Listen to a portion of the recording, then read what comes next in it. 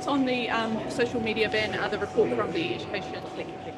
Oh, I think it's really disappointing. The committee didn't actually ask for all the information. The committee even said, because the government's doing this, we won't ask for the advice. The whole point of a select committee is to scrutinise what the government's up to. I think that's a real failure. I think starting to regulate VPNs, that shows how quickly these things can creep. And I also think setting up a whole new regulator, that's the kind of thing that this government was elected to stop, more bureaucracy. What sort of advice would you have wanted them to seek? Well, the number one thing you need to understand is how well is it working in Australia. I don't think we understand that. They had a golden opportunity to get back the social media companies and ask them more questions. They didn't do that.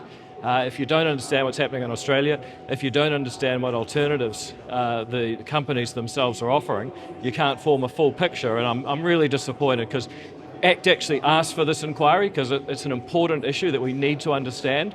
And they've basically, I think, been derelict in their duties, said, let's have a ban, see what happens. And it may not be what people think. How worried should we be about fringe networks popping up to offer services to children? Well, there's a lot of reasons why you should be worried about this. I mean, one of the risks is that you actually drive kids off things that we accept are very harmful, but take them to more harmful places. Another big problem is if kids think it's naughty to be doing these things, then they won't talk to adults about it, then they're at greater risk. So, there are good reasons to think this might not be such a good idea, even if you really care about the problem. And I don't think the committee's done its job considering all that. What is your response to Wayne Brown, who says you're trying to screw him, he's going to put houses in your suburb, and he's not going to provide you the maps that you want? Well, I think our city deserves a bit more decorum from its mayor. I was a bit disappointed, no matter who the mayor is, to hear the mayor of our largest city talking the way that he was, almost yelling down the phone in a radio interview. But look, maybe a cup of tea and a lie down will fix that, I don't know. In terms of the information, Parliament is about to vote on something very important for Auckland. We would like to see what that means for people on the ground. And so, people can argue we don't want the final solution.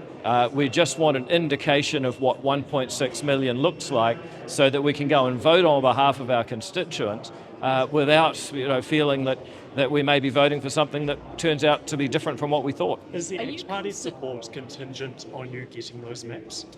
Well, we need to have an understanding of what it looks like, right? So what Cabinet has signed up to is to get a summary of what the changes would be. Look, I don't care if it's coloured in, I don't care if it's a written description, we just need to know what it is. The easiest way to explain that is the maps, because as far as people who are inside council are concerned, they can actually produce them very rapidly, and we're not going to hold them to it. We know they're not going to be perfect. We just want an indication before we vote. I mean, I think in any democracy in the world, you say, should the people voting, making laws, have all of available information before they vote? You'd say, yes, they should. And that's all we're asking for. How confident are you that you will get that information that will give you the reassurance that you can vote for that legislation? Well, it's a discussion that's happening at the council, frankly.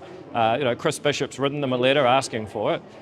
I just would have thought, a tiny country, there's only 5 million of us, we don't really need this bickering.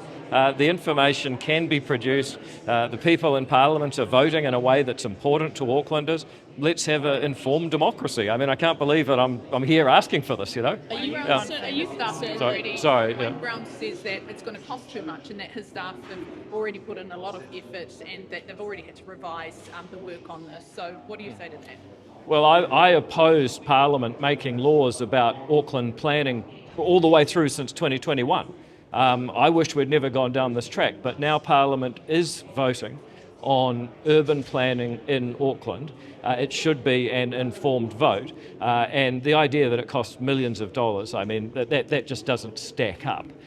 You need somebody to feed in a different number of 1.6 million into a computer model that they already have. It might take a few days, it might take a few people, but the idea that it's going to cost millions of dollars, I mean, that's just not plausible. Do you and your constituents support housing intensification in your electorate of Epsom? Yeah, absolutely. We want to see more homes. We want the next generation to be able to afford more homes. But we don't support just putting it everywhere and anywhere because the pipes break, the sewage leaks into the sea, the roads are congested, So where and in people. Epsom would you say is a good place to put those houses? Well, I think there's a lot of support for intensification around train stations. That makes sense because more people can use the trains, and that means the trains are viable. Which particular station in Epsom? Well, there's like 7 of them. I can list them if you like, but I'm just trying to get an idea of where you think it would work in Epsom. yeah. Well, I mean, Because the big challenges that people in your electorate, that this is the argument that people in your electorate don't want it. Is that true? And Well, if I not, mean, where I'm would you on the put it? record for years saying that people in Epsom want more housing to be built, and they see intensification as being necessary in our region, but the way that it's been forced on Auckland by Wellington multiple times has created more problems than it's solved. I've wrote a whole newspaper op-ed that was published by the Post, where you guys, just a few days ago. So my position on this is pretty clear. Are you one of those 7 stations? Yeah, well, the really obvious one is Mangawhau. That's the Mount Eden train station where it's going to be a city rail link station. There's a big redevelopment happening around that. That's very exciting, and most people actually support that intensification happening. It would be the obvious example. Are you concerned that Oldham Tamariki is not aware of how much cultural leave its staff are taking? Well, the problem is that they were signed up to contracts that this government never would have signed, and those contracts basically said you get open-ended leave. In a culture where that kind of contract gets signed, I'm not surprised that they weren't measuring the outcomes, but that's why Karen Chua, I think, is a great New Zealander because she's fixing the thing up. Are you confident that TVNZ is free from improper political pressure from ministers in terms of its coverage? Yeah, I am. I mean, I certainly, as a shareholding minister, have never discussed their coverage. As a politician, I've talked to people in TVNZ in the past. I've actually been careful not to do that since I've been a shareholding minister. Nonetheless, if anyone's got any examples or actual evidence, they should bring it. Well, you've got Paul Goldsmith talking to a board member of TVNZ about and the specific. Well, he's on the record saying that, first of all, the board member called him, and second of all, he actually moved the conversation on and said it was inappropriate to talk about. So, I mean, that's, if he is trying to do political interference, he's not very good at it. What do you say to Mark Carney, who just gave a speech at the Australian Parliament and credited Australia with giving women the right to vote and letting be the first country to do so and letting them stand in Parliament? Oh, look, I think that their founder George Washington would be really embarrassed. Are you concerned about Canada rewriting New Zealand's history? No, I'm impressed that they're writing anything at all. That's a bit embarrassing for Mark. But what I'd say to Mark Carney is come and visit New Zealand. Is a great friend of Canada. I myself lived there for 5 years, even picked up the accent for a while. And I think that he should come and visit and get to know a bit more about our wonderful history. Do you know why he did come across to New Zealand? Why he did it? Yeah, because he's in Australia. He's going to Oh, Australia. he probably heard that the airline was too woke and didn't want to come. I don't know. Anyway, I got to go to the house, guys. See you later.